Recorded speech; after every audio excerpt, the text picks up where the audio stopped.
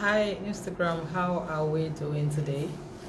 How has your day been? How was your morning and how is your afternoon? Today is going to be very interesting because I am not putting on my glasses and I honestly feel really tired. I have observed that I feel really tired anytime I decide to come online. So whether it's on Zoom or on IG or anywhere, I think because I really do not like coming online to show my face. So anytime I have to, it looks to me like I'm spending so much energy. So even though I play extroverted roles, I have come to understand that I'm an introvert and I hardly like to be seen. So I post frequently, but not necessarily I'm not particularly sure I'm interested in honestly my face being seen or people recognizing me, and be able to say, oh, hello when they see me outside. I just want to be very normal. But here we are. And some interesting things happened today that I will share with you. But before then, I need to be sure if you can see and hear me. So if you can see and hear me, could you please just let me know? I will try and squint my eyes and see. So if you can see and hear me, please just let me know. Please just let me know if you can see and hear me. Just kindly please use the chat button so that I can see. I see people waving at me. I wish I could call your names. I am not putting on my glasses, so I may not be able to call your names, but thank you so much for spending your evening with me. Okay, so I see I may have to put on my glasses. I wasn't putting it on because it was reflecting, but I may just have to do that for some seconds. Okay, so I see that you can see and hear me. Hello everyone. I'm facing down because I don't want the light to reflect. Okay, good to have all of us. Thank you so much for deciding to spend your evening with me. It's going to be pretty short, for 30 minutes, and the conversation is about the causes of unhappiness, causes of dissatisfaction, and then causes of meaninglessness. And I am discussing this from my practical side. So I have been a professional for 18 years, and when I say 18 years, I started out just with a passion to be a psychologist. Later on, I became a spiritual leader.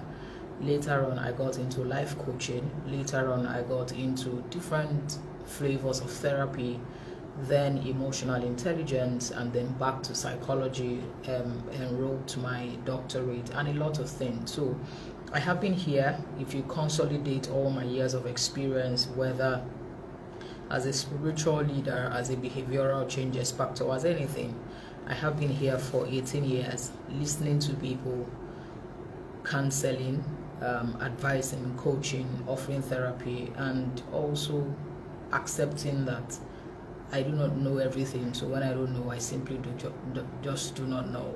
So today I will be sharing from the practical perspective and what I have learned through my journey, and I'm still learning. So my journey as an intersectionalist, that is, I am standing in between spirituality and common sense, or spirituality and practicality, or spirituality, science and logic. Some of us can play different roles, and it's okay to have Jesus and a therapist. So when you're talking about science, I work as an emotion scientist. When you're talking about logic, I have sense.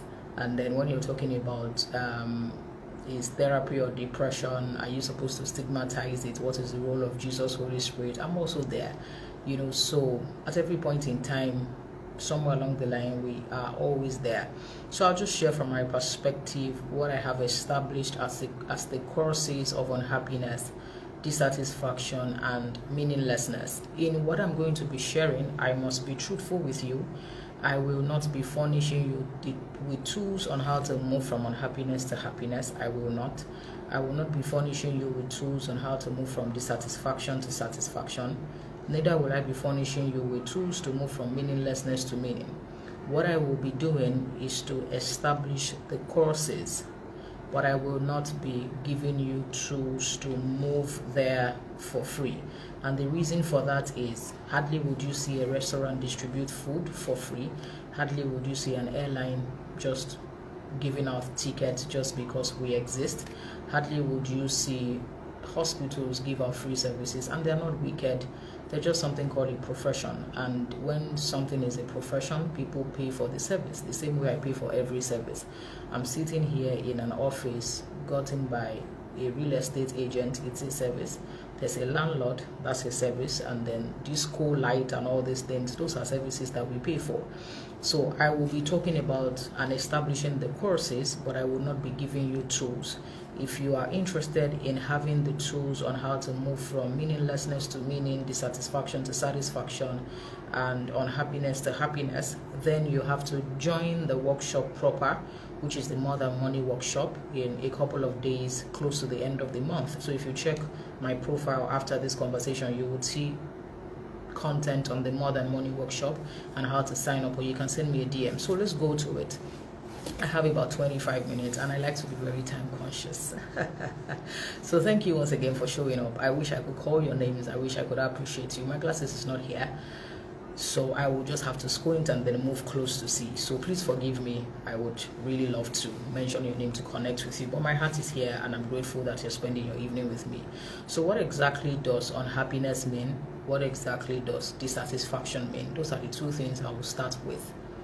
Unhappiness is a combination of two words, un and happy, or un and happiness. So there's a un and the word happy or happiness. The meaning for the un is the fact that, or the un signifies an altering of state. So that means that before you add un to the word happiness, the word happiness exists on its own. Happiness itself is a state. So when you hear that somebody is unhappy, it simply means that somebody has moved from a state of happiness into another state. So therefore, there's a reversal of the state. So it starts from happiness before unhappiness. So also is the word dissatisfaction. The first word is satisfaction, and then you then add a prefix, which is dis. So dis simply means that it has altered the word satisfaction. So the dis shows that it is not in alliance with the word itself. So when you hear the word unhappiness, the first thing is that there was happiness, and then somebody is unhappy. So what exactly causes an altering of state? What causes dissatisfaction? What causes unhappiness? So I will say some things here. You may need to write them down so that you will go through them repeatedly, but if you want to cram them, that's also awesome. What causes unhappiness? The first is that unhappiness shows up when you experience a word called disappointment.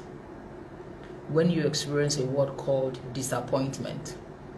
What does that mean? Disappointment simply means that when there's no alliance between your expectation and your experience. Let me break it down. All of us have something that we call experiences, otherwise called our life outcomes, our present reality, what we are currently going through, what is happening to us part time, our experience. While some of us also have something that we call our expectation. So disappointment shows up when there's no alignment between your present reality, your life outcomes, otherwise called your experience, and your expectation. In case that is a lot for you to get, I understand. Let me break it down. So disappointment shows up when, for example, a 40-year-old lady, very successful, HNI, traveled around the world, won awards, but a part of her desires marriage. She's not desperate, it's a desire, and she's not married. And somewhere along the line, she feels lonely or alone sometimes, or maybe she's even divorced, or maybe she's married, she doesn't have children. Now, whether she's divorced or she's married, she doesn't have children, or maybe she's even not married at all. If at any point in time, she either desired to get married or desired to have children or desired to really have a beautiful marriage and nothing is happening in this direction, or she's not experiencing her expectation, you will definitely be disappointed. And the first flavor or the first layer of unhappiness is disappointment. I'm going somewhere. Another example is someone who sat for an exam and expected to pass but failed. There's a tendency the person will be unhappy. And the reason for that is there's no alignment between experience and expectation. He sat down for an exam, he desired to excel, but he failed. Or someone who applied for a visa and did not get visa. There's a tendency the person will be unhappy because of the imbalance and misalignment between experience and expectation. Or someone who anticipated a promotion but got sacked. There's a tendency the person will be unhappy. We've heard cases where people lost their jobs and they committed suicide. Some of us will think, oh, it's not that deep. But we're not here to define how deep it is. We're here to just say that when people experience disappointment, it is not every time they can deal with it, and when they can't deal with it, it may be fatal.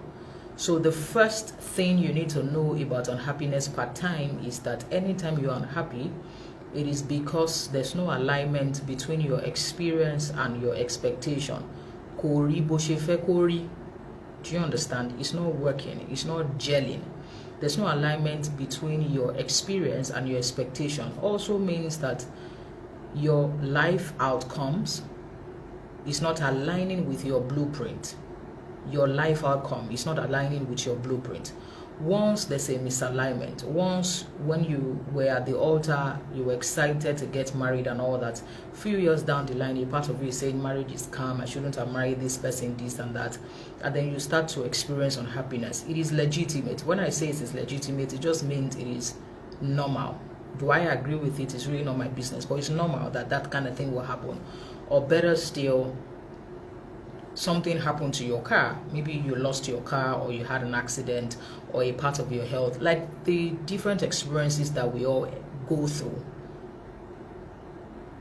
It is very normal that once you are not achieving your expectation, you will be disappointed. Let me tell you the meaning of a testimony. Every time you hear that people have testimonies, what that means is that there's an alignment between their experience and their expectation. What that means is that as they prayed it, they experienced it, they received it.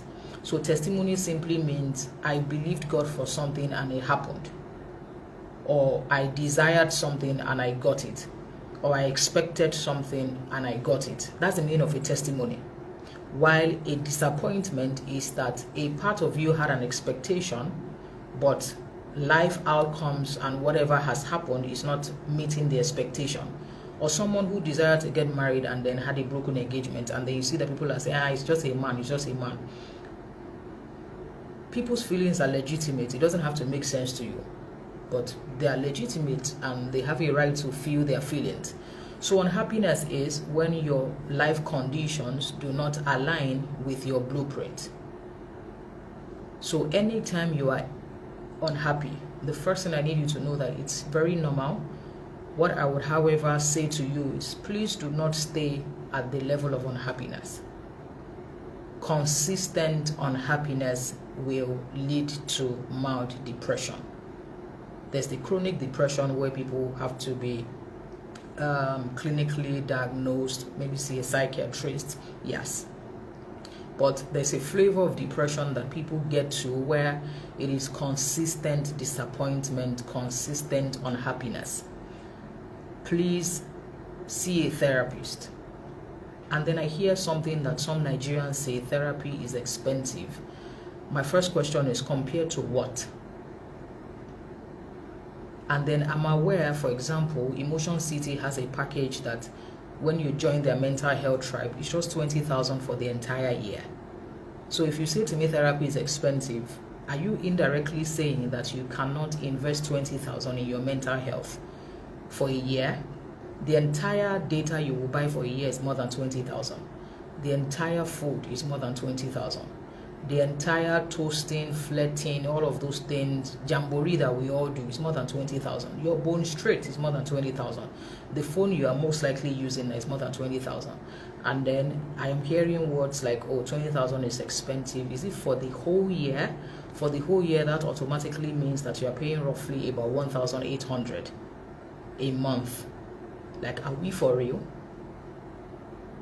So it's okay to be disappointed. We all experience it. It's okay to be unhappy. What is not okay is to stay unhappy. And all of us experience unhappiness. All of us. Like all of us. So unhappiness is no respecter of persons. It's no respecter of religion.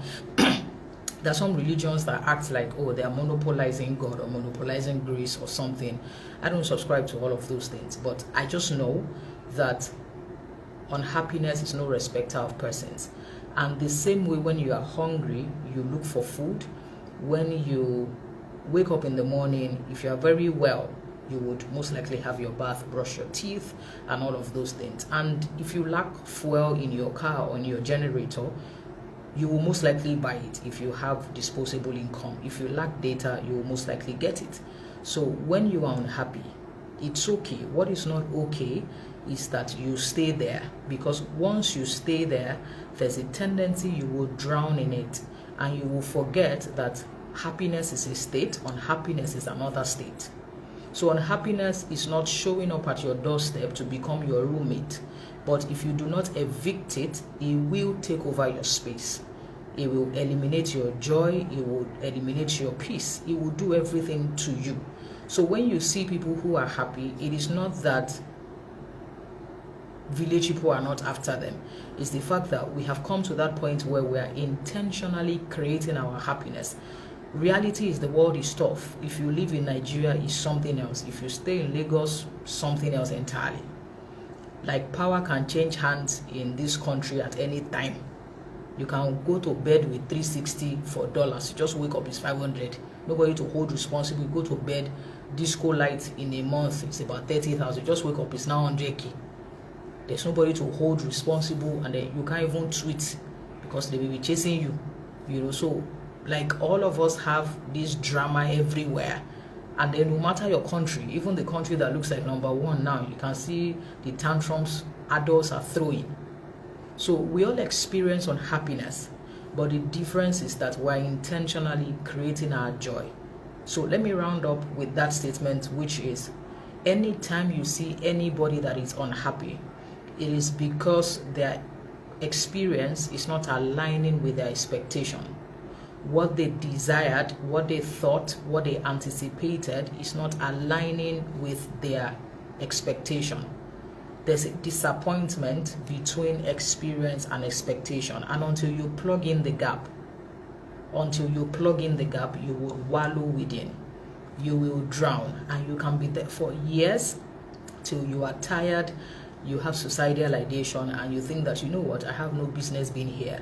You have a business being here. Some of us have gone through drama, and we're still going through the drama. So it's not that we show up online because our life is perfect or nothing really happens to us. It's just the fact that our imperfect life is blessing people, and we think that we can continue to do it. So we all go through this drama together. We all think of all of these things together.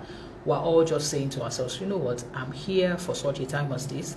I have a job to do. I have a purpose to fulfill, a kingdom to build. Like, we're affirming ourselves daily. So it is your responsibility to create your happiness. How to create your happiness is then what you should find out. And you can join me at the More Than Money workshop by the end of the month. If you check my wall, you will see it. So let's go to what meaninglessness means. But before I discuss meaninglessness, is this making sense to you? I see that people are typing. I'm not wearing my glasses. I'll wear it now to just see what's going on. But I just want to be sure. Are we still together, please? Thank you. Oh, so how are you? I don't know who he is, but I see that he's commented a couple of times on my wall. So I recognize the name. So are we still together? Let me know. Okay, thank you, Mrs. Olayinka Desonya. If you want to buy bed sheets or anything really sexy, that's what she does. She sells bed sheets. Yeah, Emotion City. Good to see all of you here. Oh, Dr. John. Okay, so we're still together. Good. So I will take off my glasses now. I just wanted to see my real face. Who just wrote something there? Brimo, how are you? Okay. So we have spoken about unhappiness and dissatisfaction. Then let's talk about meaninglessness. So what does it mean to feel like your life is not as meaningful as it should be? In one word, every time you're experiencing anything tied to meaninglessness, I think that it is because you are running with an expired vision. What does that mean? Sometimes we don't remember that vision is progressive. What brought you into this year may not be able to sustain you out of the year. And sometimes we're so rigid and so fidgety about the fact that, oh, this is my vision and this is what I'm going to do. It's okay. And I'll give an example. I always knew that I was going to be a professor of psychology. I didn't know how, I didn't know when, but I knew that that was the end goal. And if you knew me years before, roughly about 10 years ago, I had a brand called, I started in 1999. Yes, in 1999, I started a company called Merchant of Romance. So if you knew me, my company was called Merchant of Romance. We used to deliver surprise gifts. I was part of the pioneers in the country. I used to ride horses to deliver gifts. We used to use limousines to deliver gifts. We used to use helicopters for gift delivery. We used to do serenade, surprise house decor, surprise car decoration, crazy things. People knew me as the Merchant of Romance. That was how I started. But even though I was doing Merchant of Romance, I knew that I was going to be a professor of psychology, but I did not know how. And the Merchant of Romance was deeper than just gifts. It was a fact that I wanted people to be together. I like beautiful relationships. I like peace. I like love. I like joy. I like romance, so I just wanted to help people. But then I saw that the more I tried to help couples, the more I saw that the issues were deeper than gifts. The couples who could exchange gifts were exchanging gifts because of something. And the couples who people saw as not romantic were not acting romantic because of something. And when I dug deeper, I saw that they really had issues.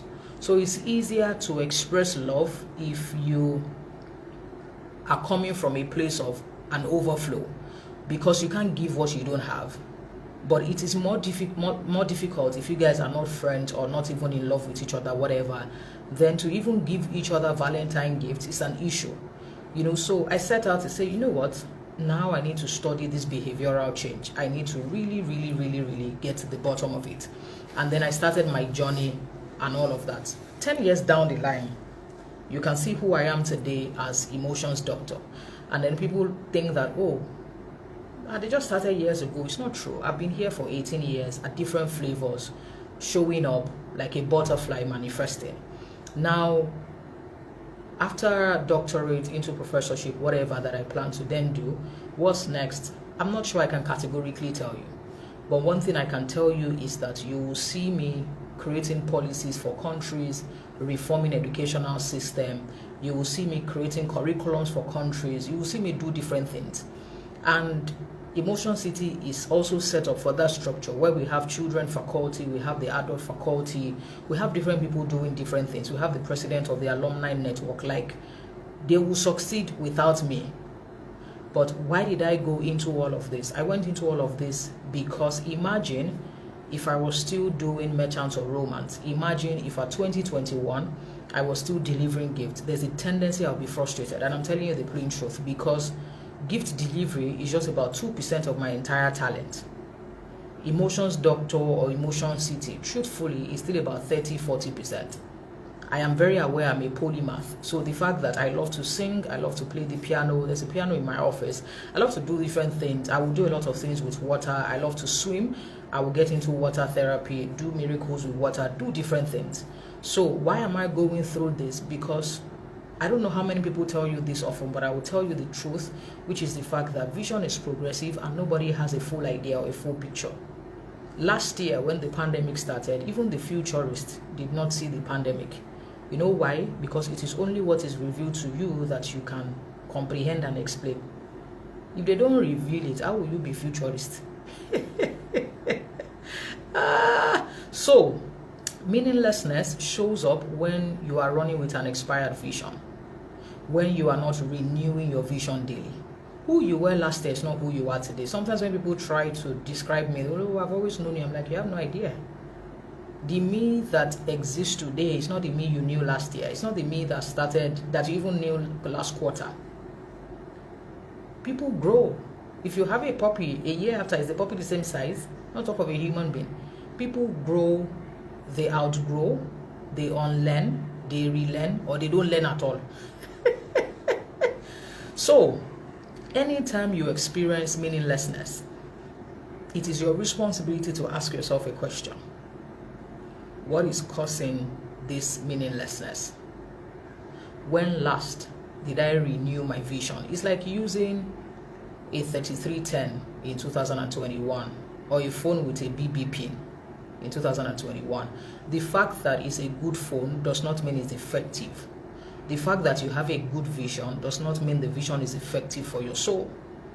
If you had told churches 4 years ago that they should have virtual conferences, I'm not sure what they would have felt or thought. But we can see the conferences that have happened in the past few years. I was watching Holy Ghost Night last week Friday, and it was the GO that was talking. And I was very excited. I was like, oh, I hope that this continues so that we just scrap traffic at least once a month. I love him. I watch him. And in fact, the most fantastic part I love about that the GO is when he's singing. There's just one way he sings calmly and you will feel the presence of God. Like, I just like when Reverend Ajayi invites him on stage and he just sings one by one. Alpha, Omega. I just like the way he commands the presence of God without shouting. Shouting is okay if you want to shout, but I just like his romantic gesture with the Holy Spirit. But why did I say this? Because every time we feel empty and not fulfilled, it is because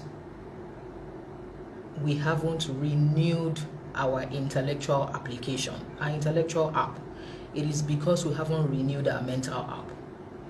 People ask me, for example, what will you be doing by the end of the year? The way I plan my life is, even though I have like an idea of what will happen in 365 days, to some extent, I plan it monthly.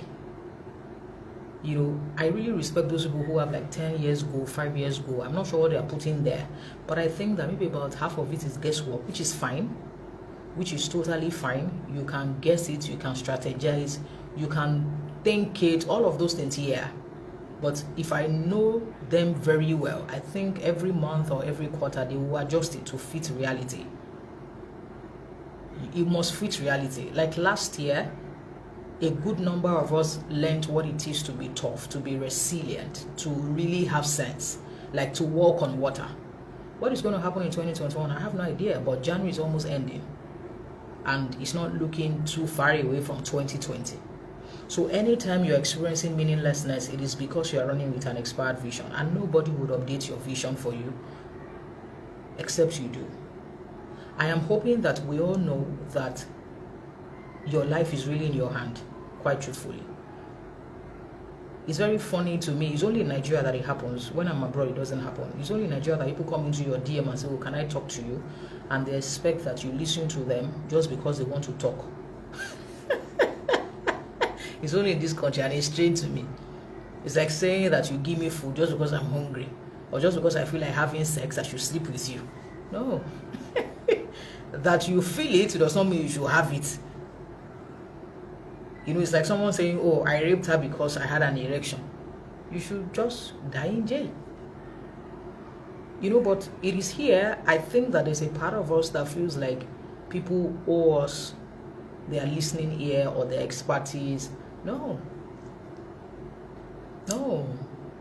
There's hardly anything that I don't pay for. If you've ever worked with me, you can ask people who work with me.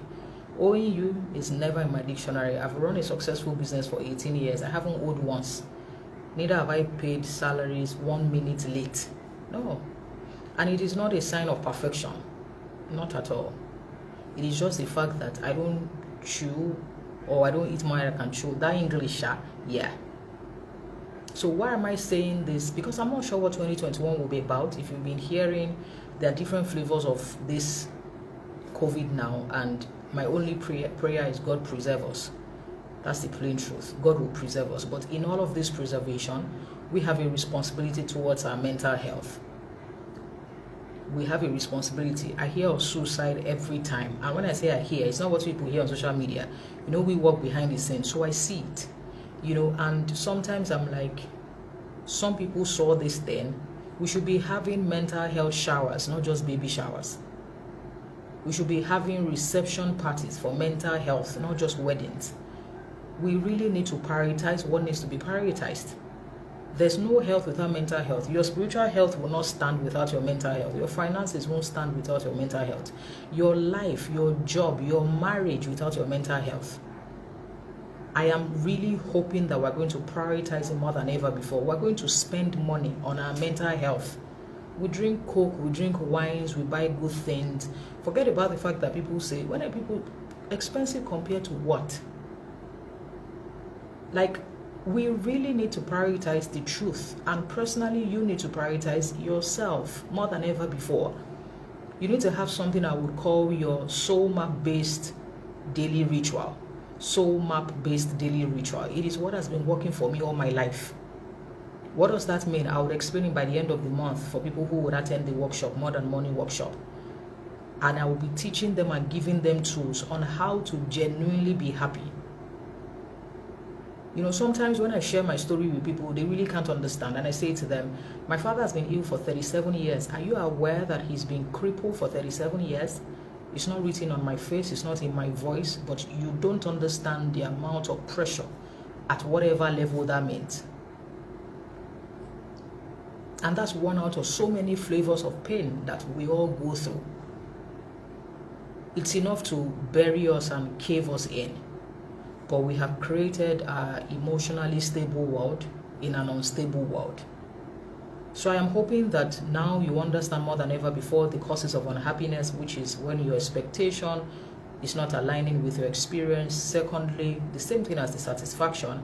Then finally, meaninglessness. Please, let us prioritize our joy.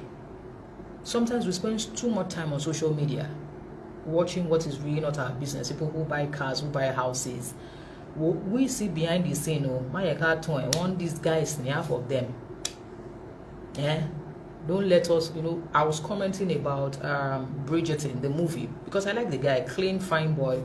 And then somebody was saying, well, I really like him. So I said, you know that Netflix is different from real life. I can't marry him. If I could, I'd have been married. He didn't need a wife, he needed therapy. But I will talk about that on Sunday. He didn't need a wife. He had no business getting married. I love him. That's why I started with romance. So that by the time I drop my bombshell, you don't say that this lady just hates men. No. Fine, clean boy. Tall, dark, and handsome. His grace. My boo. Boo boo. My boo needs therapy, not a wife. You can't be using people's destiny to be getting well. And then women, you can't change anybody. Just in case you are in one relationship now that you are thinking that you will change him. His grace will become his disgrace. Let it just stay on Netflix. You know Netflix is doing real life. It was on Netflix. I love his grace on Netflix. I can't love him in real life. It will change our blues to hip hop. It will just turn you to, you just be going from one pillar to post praying, because let's go. Well, you can say that I'm even blending English and Yoruba together. If I confuse me, His grace. Avoid disgrace in real life. Oh, those boys, those ones who never commit to you just because they have one foundational problem. I am not counseling him. That's why I wrote articles on him. You have been seeing me toasting since because I still have something to say about his grace. But if I came hard, they will say this woman does not have joy. So that's why I've been romancing his grace, so that when I drop it, say deep, good. You hear? And if I want to people who invest in Kanyamata, I like you already. As you are buying Kanyamata, invest in your mental health. Life is deeper than penetration and sex. Where? That's the end of today's conversation about the causes of unhappiness, dissatisfaction, and meaninglessness. So I will see you at the More Than Money workshop by the end of the month. I will be furnishing you with tools. The critical thing about the tools is the tools will help you to move from unhappiness to happiness per time, dissatisfaction to satisfaction, and meaninglessness to meaning. And the tools are like very interesting, very beautiful. If you're interested in the More Than Money workshop, please just check my profile, how to join, or you can send me a DM. If you have questions, I will respond to 2 questions.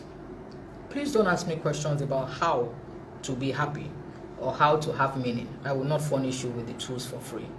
Please do not. It is my job, it is my profession, and I value it. I value my time, my access, and my knowledge, and my intellectual property. But if you have questions, I'll be more than glad. But if it's in that direction, I will hand you over to His grace. Okay, back with my glasses.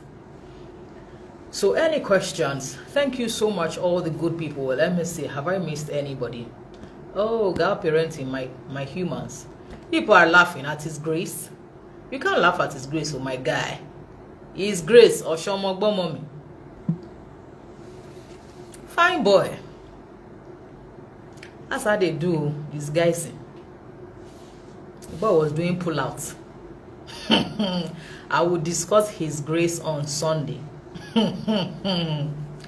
But I started with romance so that you can, you will not say that I hate men. But we shall discuss His grace. Any questions, please, before we call it a beautiful night?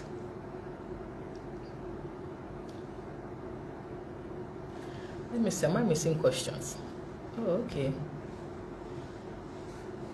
Please check my bio if you're interested in joining the More Than Money workshop by the end of the month. The More Than Money workshop is a 3-day workshop, but it's 2 hours each, 2 hours on Friday, Saturday, Sunday. It's on Zoom, so it's virtual. You can join from anywhere in the world. In December, there were people from about 4 or 5 countries, United States, UK, Spain, or something. Yeah, so you can join from any part of the world. It will also be recorded. So after each day, which is Friday night, Saturday night, Sunday night, you will receive the recording so that you can listen repeatedly. And it's just $70 for the 3 days. So just 30,000 for a weekend. It's not 30,000 days, it's 30,000 for the weekend. So please send me a DM if interested, or please just check my wall to see how to join. But send me a bio and I'll just link you with my PA, and that's all. Yes, so let me see.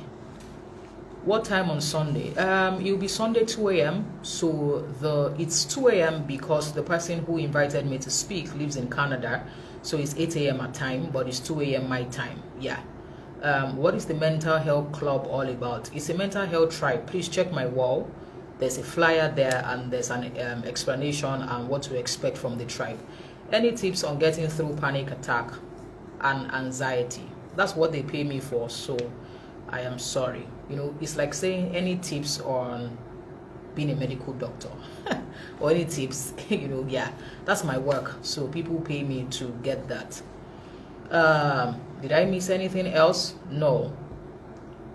I'm not sure I missed anything else. So do have a beautiful night. Please talk to me if you're interested in attending the More Than Money workshop.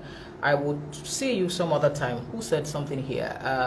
Sunday 2 a.m. Yes, because it's Canadian time, which is 8 p.m. my 2 a.m.